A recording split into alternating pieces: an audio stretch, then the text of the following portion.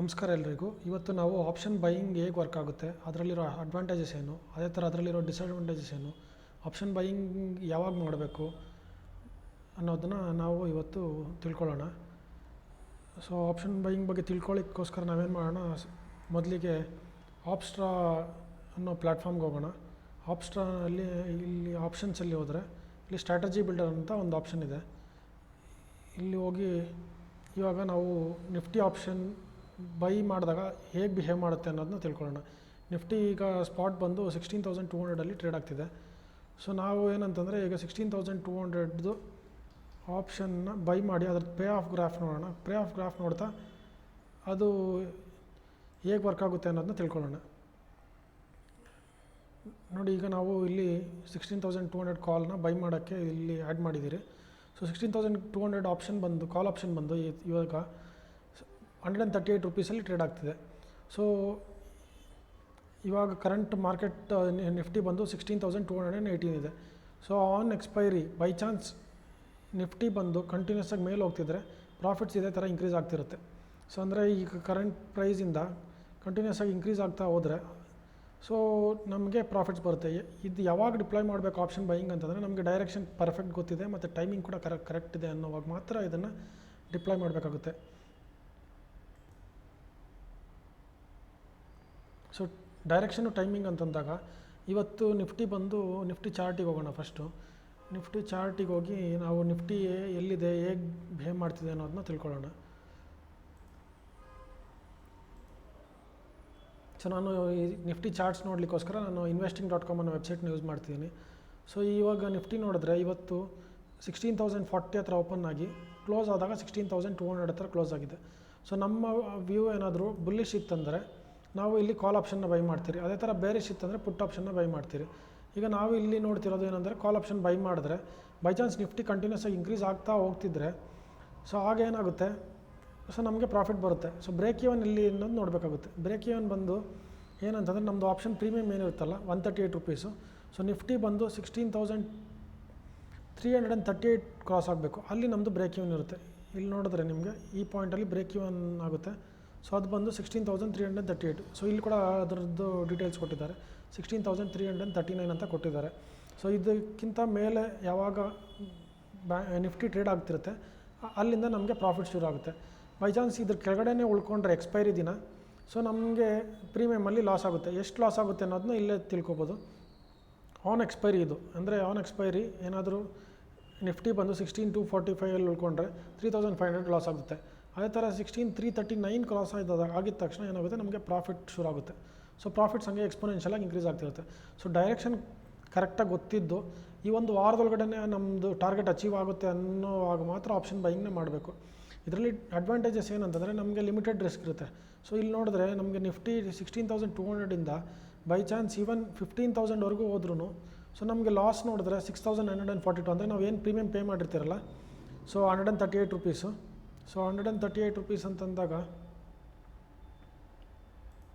So ನಾವು calculate ಮಾಡೋಣ. 138 rupees ಅಂತಂದಾಗ ಎಷ್ಟು ಬರುತ್ತೆ ಅನ್ನೋದನ್ನ ನಾವು ಕ್ಯಾಲ್ಕುಲೇಟ್ ಮಾಡೋಣ.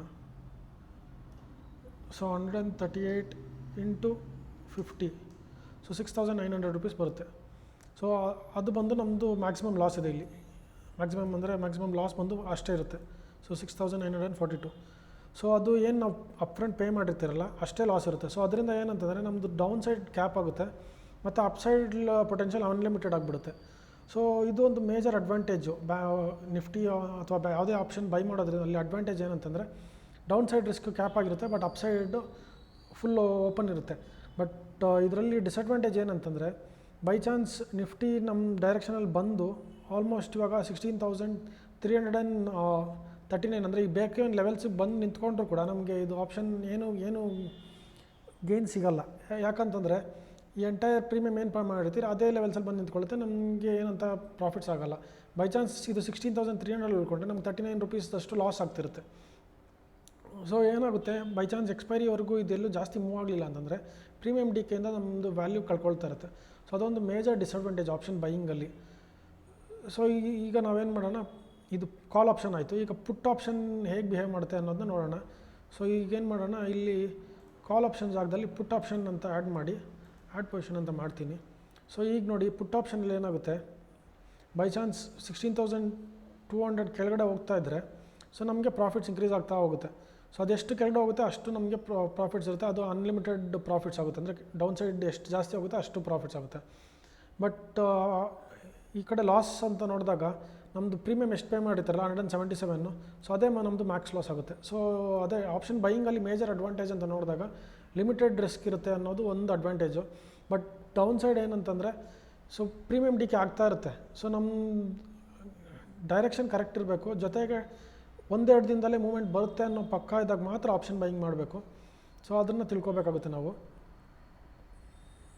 ಸೊ ಪ್ರೀಮಿಯಮ್ ಏನು ಪೇ ಮಾಡಿರ್ತೀರೋ ಅದು ಮಾತ್ರ ನಮ್ಮದು ರಿಸ್ಕ್ ಅನ್ನೋದನ್ನು ಕೂಡ ಇನ್ನೊಂದು ತಿಳ್ಕೊಬೇಕು.